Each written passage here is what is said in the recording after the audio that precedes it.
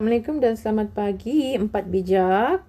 Hari ini kamu akan belajar tentang kaca dan seramik. Minggu inilah kita akan belajar kaca dan seramik. Okey, kita akan tengok kaca terlebih dahulu baru seramik.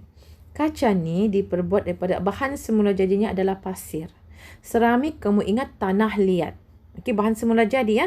Okey, dalam kaca bahan kimianya silika ataupun nama lain dia adalah silikon dioksida. Ingat ya.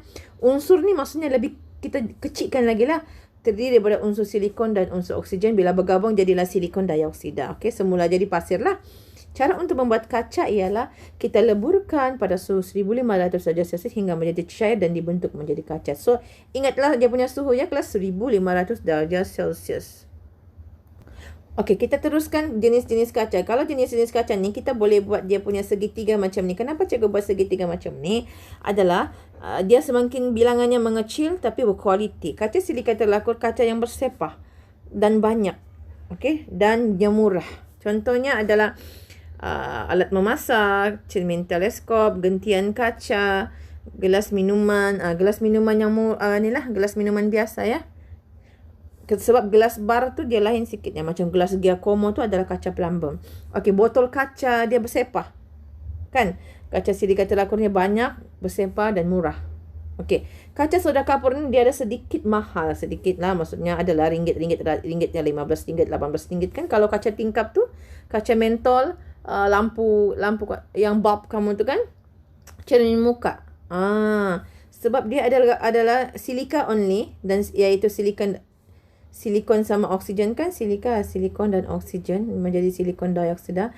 Lepas tu dia ada kalsium karbonat lagi, dia campur lagi natrium karbonat, so ada unsur lain kan, dia menjadilah lebih berkualiti sedikit, takat lebih rendah, mudah dibentuk. Okey, jadilah dia barang-barang kaca tingkap, kaca mentol dan cermin muka.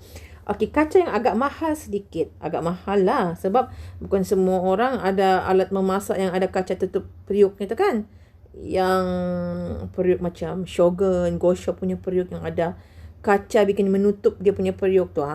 Itu adalah kaca borosilikat. Sebab apa kelas? Dia gabungan silika, silikon dan oksigen kan. Ada boron oksida, ada natrium oksida, ada aluminium oksida lagi. So banyak sudah komponen dia kan, menjadikan dia lebih berkualiti dan lebih mahal. Tapi bilangannya sedikit. Tengoklah cikgu punya segitiga, dia makin mengecil. Tapi ciri-cirinya mesti ada tahan haba dan bahan kimia berbanding soda kapur. That's why lah digunakan untuk alat makmal seperti tabung uji bikar. Bukan semua orang ada alat tabung uji sama bikar kan, hanya di makmal. Itu cikgu bilang limited. Bukan semua orang mampu beli periuk memasak yang ada kacanya tu. Mahal tu. Pergi tengok Go Shop Shogun tu 150 satu periuk. Macam itulah cikgu bilang ya. Okey, alat memasak sebab dia tahan haba. Ni, tahan haba. Tapi dia bukan alat memasak kaca, dia alat memasak bikin tutup itu periuk. Okey. Kaca plumbum ni kaca mahal tapi sedikit cik bilangnya. Tengoklah segitiga cikgu makin mengecil kan. Sebab dia adalah silika, bahan-bahan yang membentuk dia adalah plumbum oksida dan natrium oksida. Dia plumbum lah, nama pun kaca plumbum. So unsurnya mesti ada plumbum oksida. Takat lebih rendah, indeks biasan yang tinggi. Kaca plumbum ni guna untuk apa?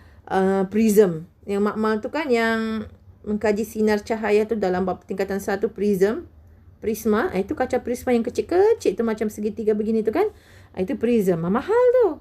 Dan jarang didapati, hanya di makmal. Mana ada di rumah kamu? Itu cikgu bilang bilangannya mengecil. Okey, pinggan mangkuk yang bukan sembarangan. Yang Giacomo. Kaca yang mahal, yang berat tu. Kaca kristal yang barang perhiasan tu. Okey, yang barang perhiasan berbentuk kaca lah. Yang mahal adalah kategori kacang plumbum. Gelas bar bukan yang biasa-biasa macam ni. Dia ada gelas bar yang mahal. Yang macam Giacomo tu lah kelas. Satu biji tu pun dalam berapa hari tu cikgu beli? RM50 dalam 4 biji macam tu. Kan? Dia RM10 satu gelas bar tu. Okey, dia itu kategori kaca plumbum. So, macam mana menghafal? Ikut segitiga cikgu tu. Kaca silika terlaku banyak, kurang banyak dan murah. Kaca soda kapur banyak jugalah sebab yang ni kan. Tapi dia agak mahal sedikit, ada belas-belas.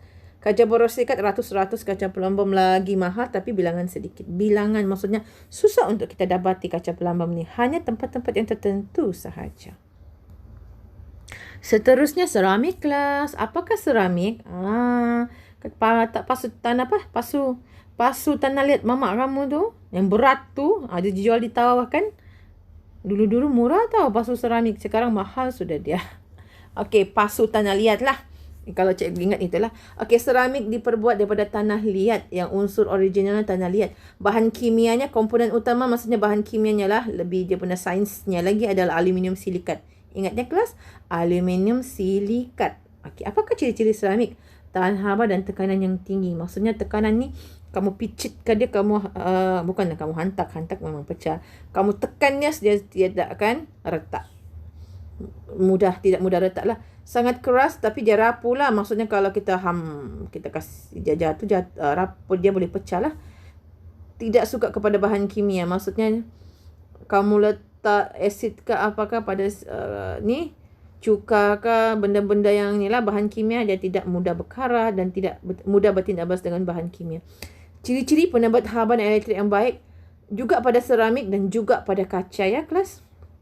Okey, apa tadi? Kalau kaca komponen utamanya silika, di dalamnya silikon dioksida. Tapi kaca tu dia berubah-ubah ikut jenis-jenis kaca. Ada lagi dia campur-campur bahan lain. Okey. Tapi seramik dia satu saja. Aluminium silikat dan tiada tambahan yang benda lain. Okey. Pinggang makuk seramik ni yang tanah liat dia berat juga ya. Lagi berat daripada kaca kan? Piring kaca tu lagi berat ni seramiknya.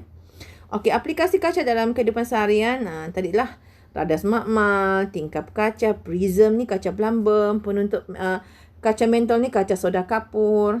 Okey, kalau ada botol kaca yang murah-murah tu itu adalah kaca silika telakur. Okey, aplikasi seramik dalam kehidupan seharian kita ada pinggang mangkuk, jubin, pasu, gigi palsu adalah diperbuat daripada seramik ya kelas. Dan juga seramik ni ada orang buat clay pot tu kan, orang masak-masak di clay tu. Dia tahan haba, dia boleh pelihara kepanasan makanan kita lebih lama lah. Yang saya biasa makan sizzling tu kan, dia clay pot. Daripada seramik lah tu kelas. Cuma keburukan tu memasak dia tu, dia ambil masa yang lama lah.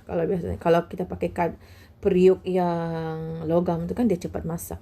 Tapi kelebihan clay pot ni dia boleh pelihara kepanasan kita punya makanan tu lebih lama berbanding kalau kita pakai yang periuk tu lah. Okey kelas. Okey, itu saja untuk minggu ini. Kita belajar kaca dan seramik, tapi banyak latihan yang kita perlu buat. Selamat membuat latihan di dalam modul kamu. Terima kasih.